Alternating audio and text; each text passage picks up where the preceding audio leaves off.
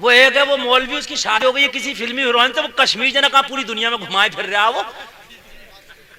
यार भाई तुम मर गया, तुम मौलवी आदमी है, मौलवी को चाहिए था कि पूरी दुनिया को मतलब इस्लाह करता, तू हीरो बना घूम रहा है। वो बेचारी थी तो उस दुनिया में पहले, तुझसे शादी तो इसलिए की कि मैं नेक वाली दुनिया में आऊंगा, वो कश्मीर के बर्फों में टेढ़े टेढ़े होकर फोटो खिंचा रहा।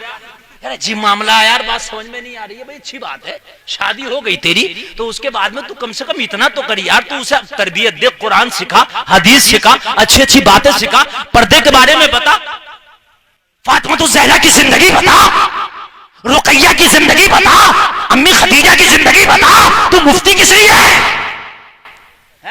जींस पहन के हीरो बना घूम रहा वहां। तो यार बात समझ में नहीं आ रही है? हो क्या गया लोगों को? अल्लाह अल्लाह, ये सुन्नत है, पार्टियां हो रही हैं यार, बात समझ में नहीं आ रही है यार। मैं तो हैरत यार, वो यूट्यूब पे मैं कभी कभी उसे देखता तो मैं चक्कर में पड़ गया। मैंने कहा यार वो बेचारी आई थी उस दुनिया को छोड़कर, उसने तौबा की थी, ये तो सोचा था कि ये दुनिया अच्छी नहीं, ये दुनिया अच्छी है, और एक मुफ्ती से शादी कर ली। तो कम से कम तू तो मुफ्ती था यार, तुझे तो चाहिए था कि मेरे रसूल की हदीस ये है यार, खुदा की कसम खा के कहता हूँ ये बात मेरे समझ में नहीं आती कि वो गिलेमर थी और ये थी, एकदम नहीं आ सकती यार। तू मुस्तफा की हदीस तो सुना, मुस्तफा की हदीस के सामने सब नशे उतर जाते हैं, बड़े बड़े अच्छों के नशे उतरते। ये मुस्तफा की हदीसों का ही कमाल था कि गिलेमर का उसका नशा उतर गया, उसमें उसकी खता नहीं, इस मुफ्ती की खता है। हाँ यार तुम हमारे पास आओ कि ये मुफ्ती गुलफाम जो है भाई हमें मसला बताएंगे, और मैं मसला नहीं बताऊं, मैं तुम्हें फिल्में दिखाऊं, मैं तुम्हें फोटो खिंचवाऊं, मैं तुम्हें खूब जो है मतलब ये जिनसे पहनाऊं, तो यार ये तो मेरी खता है ना यार। आज भी कौम सुधरने के लिए तैयार है, लेकिन हम तो सुधारने के लिए तैयार हो। जब हम खुद बिगड़ जाएंगे तो यार हाल क्या होगा? मुझे बताइए लोगों, मैं नहीं समझता कि ग्लैमर का दुनिया या पैसे का नशा, बिल्डिंग का नशा या बॉलीवुड का नशा, हॉलीवुड का नशा, अरे किसी का नशा इतना नहीं होता जितना नशा के मुस्तफा की मोहब्बत का होता है। हाय हाय हाय हाय हाय हाय यार क्या बात कर रहे हो तुम? हजरत हुसैन की शादी हुई थी ना, तो शहजादी थी ईरान की, जिससे हुई थी, जरा बोल दो ना सुभान अल्लाह। कौन थी ईरान की?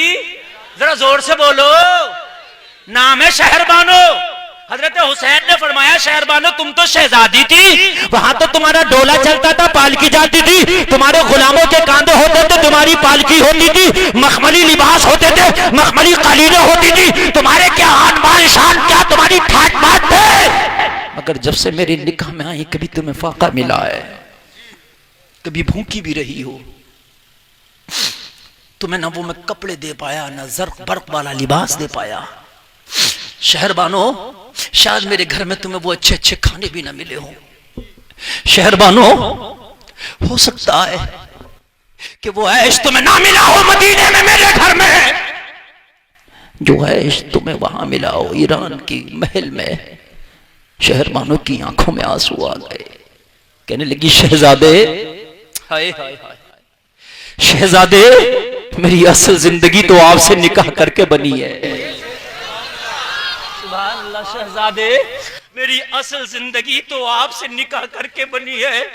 वो जिंदगी मेरी ग्लैमर की जिंदगी थी, मैं जरूर थी वहां शहजादी, जरूर मैं जब निकलती थी तो मेरे डोले को देखने के लिए हजारों आंखें तरसती थी, जरूर मेरे ऊपर बड़ा पैसा खर्च किया जाता था, मगर मेरी औकात कुछ ना थी, बस एक शहजादी की हद तक थी। मेरे बाप के दबदबे की वजह से लोग मेरी इज्जत करते थे, मगर हुसैन शहजादे जब से मैंने आपका दामन पकड़ा है, अब तो दुनिया के लोग भी हया करते हैं और आसमान के फरिश्ते भी मेरी इज्जत करते हैं। अब तो मेरी इज्जत आसमानों तक चली गई है।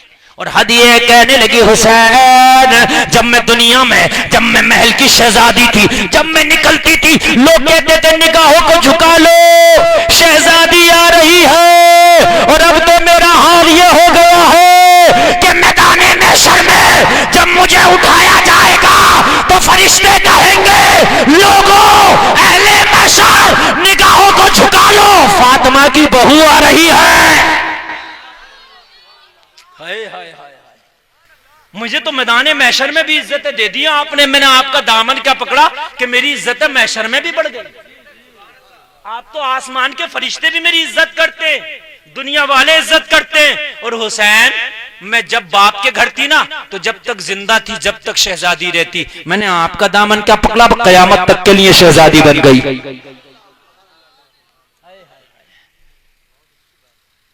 और मैं जब ईरान में थी ना, तो मैं बादशाह की बेटी कहलाती थी। और अब आपका दामन पकड़ के ना जन्नती सरदारों के जवान की बीवी कहलाऊंगी।